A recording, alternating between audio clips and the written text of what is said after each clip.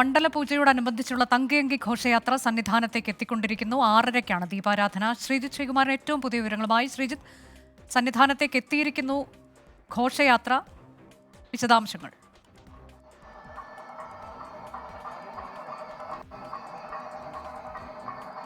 അനുജ, തങ്കയങ്കിയും വഹിച്ചുള്ള പേടകം അത് മുകളിലേക്ക് കയറുന്ന കാഴ്ചയാണ് നമ്മളിപ്പോൾ കാണുന്നത്. അല്പസമയത്തിനകം തങ്കയങ്കിയും കൊണ്ട് ഇവർ മുകളിലേക്ക് കയറിപ്പോകും. അത് 18-ാം പടി ചവിട്ടാൻ വേണ്ടി പോവുകയാണ്. ആ ദൃശ്യങ്ങളാണ് നമ്മുടെ ക്യാമറമാൻ സഞ്ജയ് ഇക്ബാൽ പകർത്തുന്നത്. എന്തായാലും രാവിലെ മുതൽ വലിയ ഭക്തജന തിരക്ക് ശബരിമലയിലുണ്ട്. നേരത്തെ അനുജ സൂചിപ്പിച്ച പോലെ തന്നെ ആയിരക്കണക്കിന് ഭക്തരാണ് തങ്കയങ്കി ദർശനത്തിനായി ഇവിടെ എത്തിച്ചേർന്നിട്ടുള്ളത്. തങ്കയങ്കി ഈ പറയുന്നത് പോലെ തങ്കയങ്കി ചാർത്തിയുള്ള ദീപാരാധന കാണാൻ വേണ്ടി, അയ്യനെ ഒന്ന് തൊഴാൻ വേണ്ടി ഇവിടെ എത്തിച്ചേർന്നിട്ടുള്ളത്. 18-ാം പടി ചവിട്ടി തങ്കയങ്കിയുടെ പേടകം മുകളിലേക്ക് കയറുന്നതിൻ്റെ ദൃശ്യങ്ങളാണ്.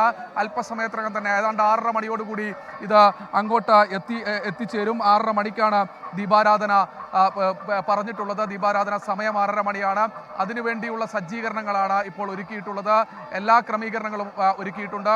മുകളിൽ ദേവസ്വം മന്ത്രി VN വാസവൻ അടക്കമുള്ള ആളുകൾ, അതുകൂടാതെ Devaswom board president PS Prashant അടക്കമുള്ള ആളുകൾ, S ശ്രീജിത്ത്, സന്നിധാനത്തിന് ചുമതലയുള്ള ശബരിമലയുടെ ചുമതലയുള്ള ADGP S ശ്രീജിത്ത് അടക്കമുള്ള ആളുകൾ ഇവിടെ എത്തിച്ചേർന്നിട്ടുണ്ട്. അതാ ശബരിമലയിലേക്ക് തങ്കയങ്കി അയ്യപ്പന് ചാർത്താനുള്ള 421 പവൻ തൂക്കം വരുന്ന തങ്കയങ്കിയും കൊണ്ട് ആ പേടകം ചുമന്നിരുന്ന ആൾ, അതിത്തവണ ഈ പേടകം ചുമക്കുന്നത് ഈ പറയുന്നത് പോലെ ദേവസ്വം ബോർഡിൻ്റെ പൂർണ്ണ ഉത്തരവാദിത്തമുള്ള തിരുവാഭരണം ചുമന്ന മുകളിലേക്ക് ശബരിമലയ്ക്ക് മുകളിലേക്ക് എത്തിക്കുന്ന ആളുകൾ തന്നെയാണ്. അത് മുകളിലേക്ക് കയറിപ്പോയി ആ കൊടിമര ചുവട്ടിലേക്ക് എത്തുകയാണ് ആ തങ്കയങ്കി. ഇപ്പോൾ അവിടെ ഭക്തിയാദരപൂർവ്വം പുഷ്പങ്ങളും മാലകളും ഒക്കെ അർപ്പിക്കുന്ന കാഴ്ചയാണ്. ദേവസ്വം ബോർഡ് പ്രസിഡന്റ് അടക്കമുള്ള ആളുകൾ മുകളിലുണ്ട് എന്നാണ് നമ്മൾ മനസ്സിലാക്കുന്നത്. എന്തായാലും അല്പസമയത്തിനകം തന്നെ ശ്രീകോവിലേക്ക് ഈ തങ്കയങ്കി എത്തിക്കും. അതിനുശേഷം ആയിരിക്കും അവിടെയായിരിക്കും അവിടെയായിരിക്കും ഈ തങ്കയങ്കി ചാർത്തിയുള്ള ദീപാരാധന നടക്കുക. അല്പസമയത്തിനകം തന്നെ ഏതാണ്ട് ആയിരക്കണക്കിന് ഭക്തർ ഇപ്പോൾ തന്നെ ഈ മേഖലയിൽ നിൽക്കുന്നുണ്ട്. അവരെ 5 മണിക്ക് വരെ കയറ്റി വിട്ടിരുന്നു. അതിനുശേഷം പിന്നീട് ഈ തങ്കയങ്കി എത്തുമ്പോൾ ഒരു നിയന്ത്രണം ഏർപ്പെടുത്തിയിട്ടുണ്ട്. എന്തായാലും അവരെല്ലാവരും തന്നെ ഈ ദീപാരാധന സമയത്ത്, നട തുറക്കുന്ന സമയത്ത് അവരെ അകത്തേക്ക് 18-ാം പടി ചവിട്ടി അയ്യനെ ഒരു നോക്ക് കണ്ട്, തങ്കയങ്കി ചാർത്തിയുള്ള അയ്യപ്പ വിഗ്രഹം കണ്ട് ഒന്ന് തൊഴാനുള്ള അവസരം അവർക്ക് ഉണ്ടാകും. എന്തായാലും തങ്കയങ്കി മുകളിലേക്ക് കയറിപ്പോയിരിക്കുകയാണ്. ഇനി ദീപാരാധന, അത് 421 പവൻ തൂക്കം വരുന്ന തങ്കയങ്കി, അത് ശ്രീ ചിത്ര തിരുനാൾ ബാലരാമവർമ്മ കാണിക്കയായി അല്ലെങ്കിൽ അദ്ദേഹത്തിന് വഴിപാടായി നൽകിയ ഈ തങ്കയങ്കിയായിരിക്കും, അത് ചാർത്തിയായിരിക്കും ദീപാരാധന. നാളെ 11 മണി വരെ ഈ ദീപാരാധന, ഈ തങ്കയങ്കി ചാർത്തി തന്നെയായിരിക്കും അയ്യപ്പൻ്റെ അവിടെ ഉള്ള ദർശനം നൽകൽ. എന്തായാലും തങ്കയങ്കിയും വഹിച്ചുള്ള പേടകം മുകളിലേക്ക് കയറിപ്പോയിട്ടുണ്ട്. അല്പസമയത്തിനകം തന്നെ ഘോഷയാത്ര സന്നിധാനത്തെത്തി. ഇപ്പോൾ അത് പേടകം കാണാൻ കഴിയുന്നുണ്ട് പ്രേക്ഷകർക്ക്.